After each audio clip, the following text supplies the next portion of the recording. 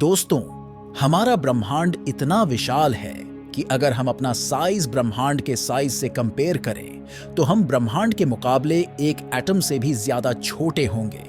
ये विशाल ब्रह्मांड अपने अंदर छुपी हुई हजारों लाखों रहस्यमयी चीजों से वैज्ञानिकों के होश उड़ाता रहता है। इनमें से कुछ को हम खोज चुके हैं, लेकिन कई अब भी हमारी पहुंच से बाहर है।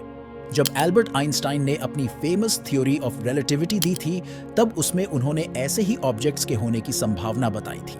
आइंस्टाइन फील्ड इक्वेशन में black holes, worm holes, white holes और पैरेलल यूनिवर्स जैसी चीजों के बारे में डिफाइन किया गया है। इनमें देखा जाए तो फिलहाल हमारे लिए व्हाइट होल्स, वर्म होल्स और पैरेलल यूनिवर्स अभी भी एक रहस्य बने हुए हैं, लेकिन ब्लैक होल को हम खोज चुके हैं और उनके बारे में हमारे पास काफी जानकारी भी है। और जैसा कि इनका नाम है ब्लैक होल, यानी ये ब्लैक होते हैं क्योंकि इनके पास इतनी ज्यादा ग्रेविटी होती है कि ये लाइट को भी पार नहीं होने देती, जिसके कारण ये हमें ब्लैक दिखाई देते हैं। और हमारे ब्रह्मांड में करोड़ों ब्लैक होल्स मौजूद हैं, जिनमें से कुछ तो बहुत ही ज्यादा विशालकाय हैं। आमतौर पर ब्लैक होल्स आकाश गंगाओं के केंद्र में पाए जाते हैं, लेकिन सितंबर 2022 में वैज्ञानिकों ने एक ऐसे ब्लैक होल को खोजा जो हमारे बहुत करीब है। गाया BH1 नाम का ये ब्लैक होल हमसे मात्र 1560 प्रकाश वर्ष दूर है। अब आप सोच रहे होंगे कि ये दूरी तो बहुत ज्यादा है, लेकिन ये दूरी हमारे लिए बहुत ज्यादा है। लेकिन ब्रह्मांड की विशालता के सामने ये दूरी कुछ भी नहीं है।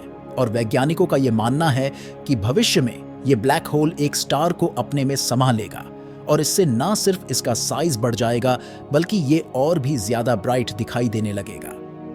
अब आप ये सोच रहे होंगे कि अगर ब्लैक होल पूरे ब्लैक होते हैं और हम इन्हें देख भी नहीं सकते, तो ये ब्राइट कैसे दिखेगा? दरअसल जब ब्लैक होल किसी ऑब्जेक्ट को अपने में समा लेता है, तब वो ऑब्जेक्ट हाई ग्रेविटी के कारण ब्लैक होल के चारों तरफ घूमने लगता है और बहुत ज्यादा फ्रिक्शन और टेम्परेचर के कारण इसका एक एक्रीशन डिस्क बन जाता है जो ग्लो करता है, जिसे हम देख पाते हैं। तो टॉपिक पर वापस आते हैं। तो क्या भविष्य में ये ब्लैक होल हमारी पृथ्वी के लिए खतरा बन सकता है? क्या हो अगर ये ब्लैक होल पृथ्वी के बहुत नजदीक आ जाए? तो आज के इस वीडियो में हम आपको इन्हीं सवालों के जवाब बताएंगे। तो ऐसी और इंटरेस्टिंग वीडियोस के लिए वीडियो को लाइक शेयर करके चैनल को सब्सक्राइब कर लें। तो चलिए हमारे साथ अनंत अंतरिक्ष के इस नए सफर पर। पहले आपको बताते हैं ब्लैक होल के पीछे का फिजिक्स। ब्लैक होल का निर्माण एक तारे के खत्म होने पर होता है। दरअसल तारे के केंद्र में हाइड्रोजन के कारण न्यूक्लियर फ्यूजन चल रहा होता है। इसी के कारण रेडिएशन प्रेशर बनता है, जो तारे के अपने गुरुत्वाकर्षण बल के ऑपोजिट फोर्स लगाता है, जिससे तारे के लेयर्स पर ग्रेविटी और न्यूक्लियर रिएक्शन का बराबर फोर्स लगता है और वो बैलेंस स्टेट में रहता है। लेकिन तारे के लाइफ साइकिल में एक ऐसा पॉइंट आता है जब तारे के केंद्र में न्यूक्लियर रिएक्शन के लिए फ्यूल खत्म होने लगता है। तो जैसे ही तारे के केंद्र में आयन का फॉर्मेशन होने लगता है, वैसे ही तारे का खत्म होना शुरू हो जाता है, क्योंकि आयरन एक ऐसा एलिमेंट है जो फ्यूज नहीं होता। ये धीरे धीरे तारे के केंद्र में इकट्ठा होने लगता है, जिससे उसका रेडिएशन प्रेशर कम होने लगता है। और एक समय ऐसा आता है जब इसमें रेडिएशन प्रेशर कम हो जाता है और तारे में एक भयानक इंप्लोजन होता है।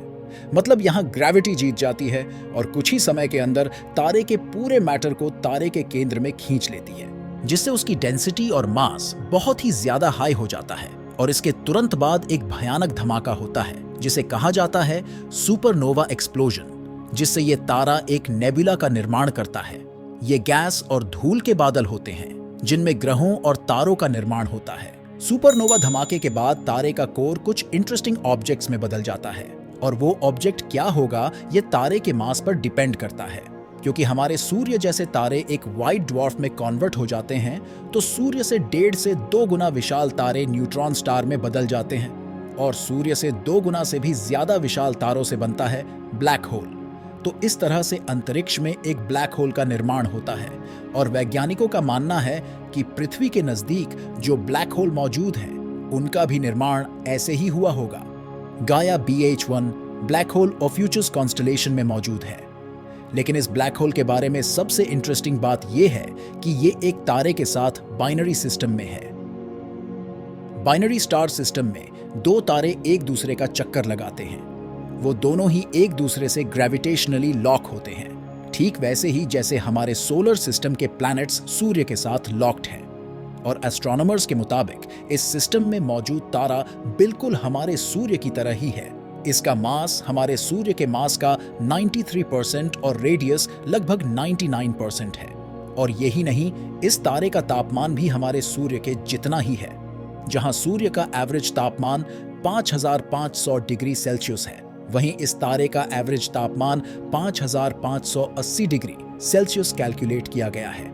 देखा जाए तो ये तारा बिल्कुल हमारे सूर्य का जुड़वा है। लेकिन ये तारा जिस ब्लैक होल का चक्कर लगा रहा है, उसका मास सूर्य से 9.5 गुना ज्यादा है। लेकिन हैरानी वाली बात यह है कि इस ब्लैक होल का आकार मात्र 56 किलोमीटर ही है, जो उस तारे के मुकाबले काफी कम है। वैज्ञानिकों के पास जो डेटा है, उसके मुताबिक इन दोनों ऑब्जेक्ट्स को एक दूसरे का एक चक्कर लगाने में 185 दिनों का समय लगता है। फिलहाल इनके बीच की दूरी कितनी है, ये अभी कैलकुलेट नहीं किया गया है।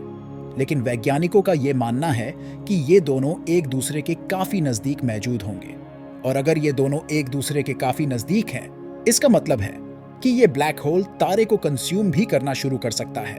क्योंकि कई बार ऐसा भी देखा गया है कि ऐसे बाइनरी सिस्टम में ब्लैक होल अपने ही तारे को खाना शुरू कर देते हैं। कई बार तो ये पूरे तारे को ही अपने में समा लेते हैं, जिससे उस तारे का वजूद ही मिट जाता है। विज्ञान की भाषा में इसे टाइडल डिसरप्शन इवेंट कहा जाता है। दरअसल पास मौजूद दो ऑब्जेक्ट्स के बीच टाइडल फोर्स अप्लाई होता है और इसी फोर्स की वजह से वो ऑब्जेक्ट्स एक दूसरे की सतह को अपनी तरफ खींचने की कोशिश करते हैं। इसका एग्जाम्पल है पृथ्वी और चंद्रमा। चंद्रमा का टाइडल फोर्स पृथ्वी के समुद्र को अपनी तरफ खींचता है, जिसके कारण समुद्र में ज्वार भाटा आता है। और कुछ ऐसा ही ब्लैक होल और तारों के बाइनरी सिस्टम में भी देखने को मिलता है। ब्लैक होल तारे की बाहरी लेयर को अपनी तरफ खींचना शुरू कर देते हैं, जिसके कारण उसके आसपास एक्रीशन डिस्क का निर्माण होने लगता है। स्क्रीन पर आप ब्लैक होल की खींची गई पहली फोटो को देख सकते हैं, जिसे 2019 में लिया गया था। इसमें जो ऑरेंज और येलो कलर्स आप देख पा रहे हैं, वो और कुछ नहीं बल्कि एक्रीशन डिस्क ही है। वैज्ञानिकों के अनुसार गाया BH1 एक डॉर्मेंट ब्लैक होल है, मतलब इसके आसपास कोई भी एक्रीशन डिस्क मौजूद नहीं है। ये अपने तारे के साथ एक स्टेबल सिस्टम में मौजूद है, जो कि बहुत ही रेयरली ही देखने को मिलता है। वैसे ये ब्लैक होल हमारे लिए तो जरा भी खतरनाक नहीं है, लेकिन क्या होगा अगर ये पृथ्वी के करीब मौजूद होता? चलिए जानते हैं। दरअसल ब्लैक होल के आसपास एक बाउंड्री मौजूद होती है, जिसे इवेंट होराइजन के नाम से जाना जाता है। इसे the point of no return भी कहा जाता है, क्योंकि इस बाउंड्री को पार करने के बाद कोई भी चीज वापस नहीं आ सकती है।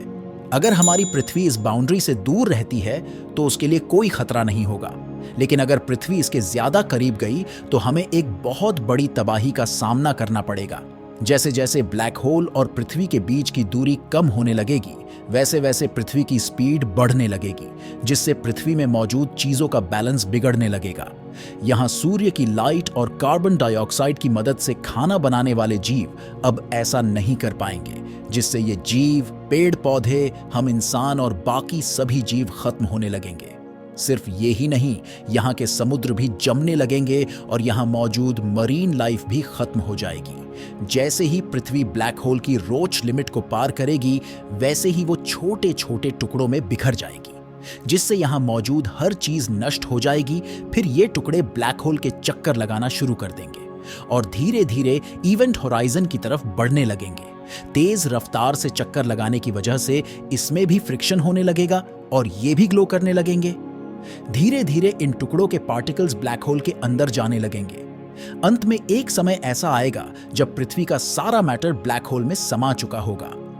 यह हमारे लिए बहुत ही बुरा होगा, लेकिन ऐसा होना इम्पॉसिबल ही है। आपको यह जानकर हैरानी होगी कि हमारे सौर मंडल के बाहरी हिस्से में ऑलरेडी एक ब्लैक होल मौजूद है। वैज्ञानिकों के अनुसार नेपच्यून के आगे एक ऐसा ऑब्जेक्ट मौजूद है जिसके ग्रेविटेशनल इफेक्ट को नेपच्यून, यूरेनस और शनि ग्रह पर देखा जा सकता है। इसी रहस्यमय ऑब्जेक्ट को वैज्ञानिकों ने प्लैनेट 9 का नाम दिया गया है। उनके मुताबिक ये ऑब्जेक्ट एक प्लैनेट से होकर एक स्टेलर ब्लैक होल तक कुछ भी हो सकता है। काइपर बेल्ट के बहुत नजदीक होने के कारण वैज्ञानिकों के लिए इसके बारे में स्टडी करना काफी मुश्किल है। ये सौरमंडल का वो हिस्सा है जहां भारी मात्रा में एस्ट्रॉइड्स और कॉमेट्स मौजूद हैं। ये एक तरह से मार्स और जुपिटर के बीच मौजूद एस्ट्रॉइड बेल्ट का विशाल रूप है। प्लैनेट 9 को खोजने के लिए नासा के वैज्ञानिक हर मुमकिन कोशिश कर रहे हैं।